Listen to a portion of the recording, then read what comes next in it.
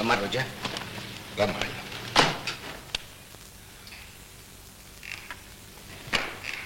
నాన్న ఎక్కడికో ఇద్దరు బయలుదేరారు? పార్కు. అయితే నేను వస్తా. ఏ రాకూడదా? రాకూడదు. ఏమిటో అంత రహస్యం? లావణ్య, నిజం బయటపడేదాకా రహస్యంగానే ఉంటుంది, ఉండాలి. రామ్మా.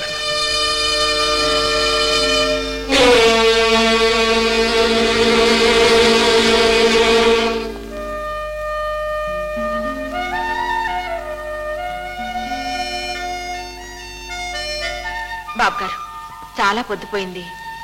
పర్వాలేదులేమ్మా, అబ్బాయిని కలుసుకుని వెళ్దాం.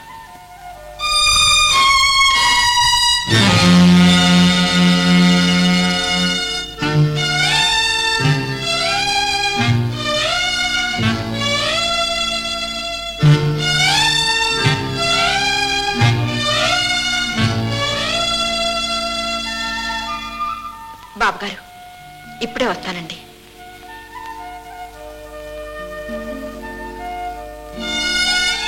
ఏమిట్రా ఇక్కడే నిలబడిపోయా? నీకోసం ఎంతసేపటి నుంచి ఎదురు చూస్తున్నావో తెలుసా? రారా. నేను రాను. ఏ? నేను ఒకరోజు స్టేషన్లో ఆయన దగ్గర నక్లీస్ కాజేశాను. ఆయన దగ్గర? ఎంత పని చేశావురా. సరే, జరిగింది ఏదో జరిగింది. నాతోరా, నీ తరఫు నేను క్షమాపణ చెప్పుకుంటాను. ఆయన చాలా మంచివారు, నిన్ను క్షమిస్తారు. రా. నీకు తెలీదు రోజా, నువ్వు నా అక్కవని తెలిస్తే నీ జీవితం నాశనం అయిపోతుంది, నీకు అవమానం జరుగుతుంది. నేను రావడానికి వీలేదు. చందు, నా మాట విన్నాను. చందు,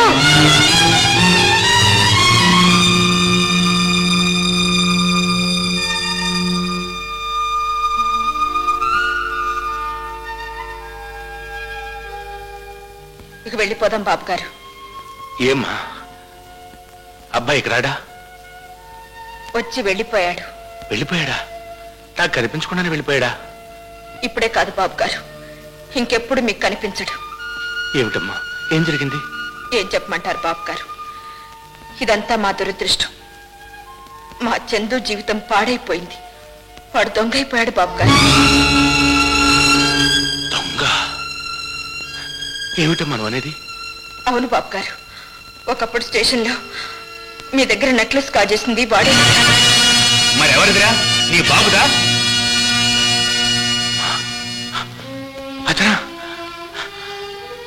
అతనా నీ తమ్ముడు? అవును బాబు గారు, మా చందు చాలా మంచివాడు, తెలివైనవాడు. మా దరిద్రమే వాడి పాలిటి శాపమై వాడిని దొంగగా మార్చింది. దీనికంతటికి కారణం మా నాన్న.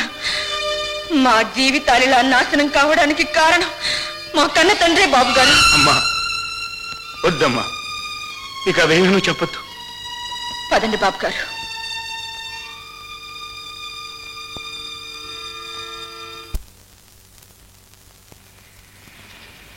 లావణ్య, నాన్నగారు ఎక్కడా? ఉన్న చోట చెప్పినా నువ్వు వెళ్ళకూడదు బావా. అదేమిటి? నన్నే రావద్దన్నారు. వాళ్ళిద్దరి మధ్య ఏ రహస్యాలున్నాయో ఏవో. ఇల్లు పదిలం కాదని రోజాను వెంట పెట్టుకొని పార్క్కి వెళ్ళాడు. పార్కుకే?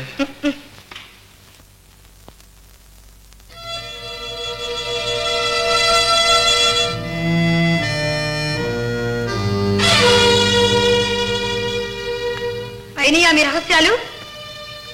లావణ్య, మిమ్మల్ని కాదు, దాన్ని అడుగుతున్నాను. ఏమిటా మాట? కాస్త మర్యాద నేర్చుకో. పని మనిషికి ఎంత మర్యాద ఇవ్వాలో నాకు తెలుసు. ఆ మాట అనొద్దంటున్నాను. 1,00,000 సార్లు అంటాను. అది నాకు పని మనిషి. నీకు ఇప్పుడు దేవత కావచ్చు, ముందు ముందు ఇంకా ఏమైనా కావచ్చు. లావణ్య! ఏమమ్మా రోజాదేవి గారు, నీకైనా సిగ్గుండక్కర్లే? ఎంత కక్కువతైనా అంత పెద్ద ఆయనతో సరసాలాడతావా? చిచి, ఆయన వయసు ఎక్కడ, నీ వయసు ఎక్కడ?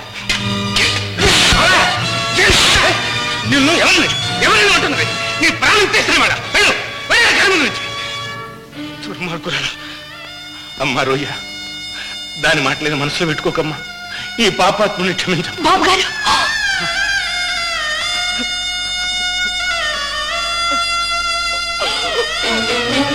రోజా, రోజా!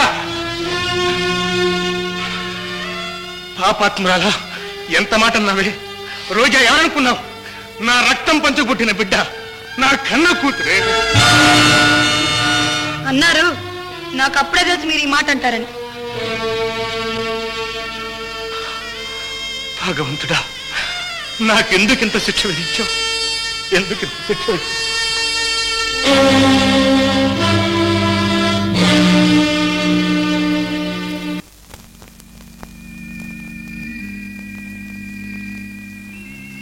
మామయ్య, మీరన్నది నిజమా? రోజా నీ కూతురా? అవును బాబు, అక్షరాల నిజం.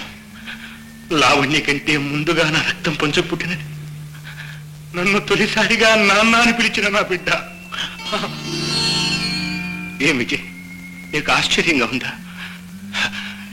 ఇన్నాళ్ళు నా గుండెల్లో దాచుకున్న కుంపటి ఈనాటితో బద్దలైపోయింది.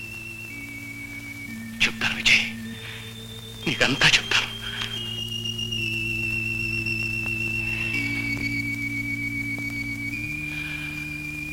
విజయ్, రోజా తల్లి సావిత్రి మాకు వివాహం అయ్యే నాటికి నాకు ఉద్యోగం లేదు. బావమరి ఇంట్లో నేను తలదాచుకుంటున్నాను. 2 బిడ్డలు కలిగారు. ఇంకా పరులకు భారంగా ఉండటం ఇష్టం లేక ఉద్యోగం కోసం ఊరూరా తిరిగాను. చివరకు నాగపూర్ చేరాను. అక్కడ కారు ప్రమాదానికి గురయ్యాను. దిక్కు మొక్కు లేకుండా పడి ఉన్న నన్ను ఒక మహానుభావుడు తన ఇంటికి తీసుకువెళ్లి చికిత్స చేయించాడు. ఆయన కూతురు లలిత రాత్రింబగళ్ళు నాకు సేవ చేసింది. ఒకనాటి రాత్రి వయసులో ఉన్న మేమిద్దరం ఆవేశంలో చేయరాని పొరపాటు చేశాం. ఫలితం లలిత గర్భవతి అయింది. లలిత తండ్రి వెంటనే మా ఇద్దరికి వివాహం జరిపించాడు. తరువాత కొన్నాళ్లకు నాకంతకు ముందే ఒక పెళ్ళయిందని, 2 బిడ్డలు కూడా ఉన్నారని లలితతో చెప్పాను. లలిత విశాల హృదయంతో సావిత్రిని పిలిపించమంది. నేను రమ్మని ఉత్తరం రాశాను. సావిత్రి వచ్చింది.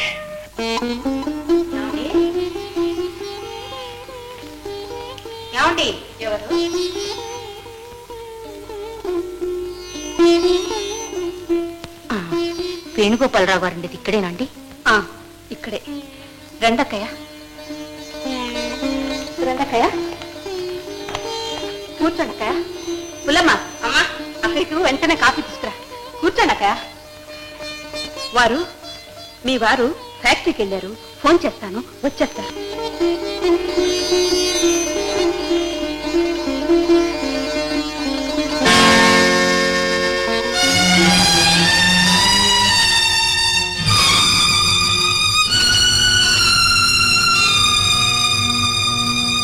హలో, నేనే లలితను.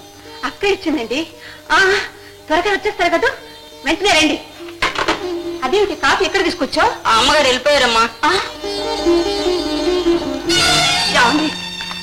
సావిత్రి ఎక్కడ? ఇప్పటిదాకా ఇక్కడే ఉండండి.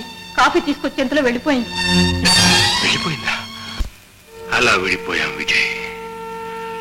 ఆ తరువాత ఎంత వెతికినా సావిత్రి వాళ్ళ జాడ నాకు తెలియలేదు. చివరకు భగవంతుడు నా బిడ్డను నా ఇంట్లోనే పని మనిషిగా చేర్పించాడు విజయ్. పని మనిషిగా చేర్పించాడు. మరి ఈ విషయం ఎన్నాళ్ళు రోజాకి ఎందుకు చెప్పలేదు మామయ్య? ఎలా చెప్పమంటావు విజయ్? సావిత్రికి నా మీద ఏర్పడ్డ ద్వేషం, అసహ్యం రోజాలో అలాగే మూర్తిభవించింది. తండ్రి పేరు చెబితేనే అసహించుకుంటోంది. నిజం చెబితే నా నీడను కూడా ఉండకుండా వెళ్ళిపోతుందేమో, కన్నబిడ్డను కళ్ళారా చూసుకునే అదృష్టం కూడా కరువైపోతుందేమోనని ఇంతకాలం దిగమింగుకున్నాను బాబు. విజయ్, ఇక ఈ నిందలు భరిస్తూ నేను ఎక్కువ కాలం బ్రతకలేను. ఏ క్షణాన్ని రాలిపోతానో ఏమో. వెళ్లే ముందు నేను చేసిన అన్యాయానికి పరిహారం చేసుకోవాలి విజయ్. నా ఆస్తిపాస్తులు వాళ్ళకు కూడా చెందాలి బాబు. వెంటనే విల్లు రాయించి ఏర్పాట్లు చేయి. అలాగే మామయ్య, మీరు ఆవేశపడకండి.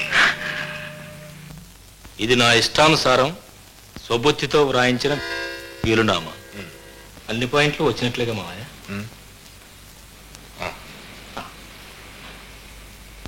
సంతకం చూడు విజయ్, సేఫ్లో పెట్టు, రేపు రిజిస్టర్ చేద్దాం. నాన్నగారు బిల్లు ఏదో రాసినట్టున్నారు. అవునమ్మా. ఏం రాశారో నేను చూడొచ్చా? అంతా మంచికే రాశాను. అంత మంచి ఏమిటో చూసినా నీకు ఇప్పుడు అర్థం కాదు లావణ్య. నాకే అర్థం కాంది. నాకు మంచి ఎలా అవుతుంది? లావణ్య, నాన్నగారిని ఎందుకు అనవసరంగా బాధ పెడతావు? పోనీ బావా, నువ్వు చెప్పు, ఏ రాశారు? లావణ్య, రాయవలసిందే రాశాను, జరగవలసిందే జరుగుతుంది.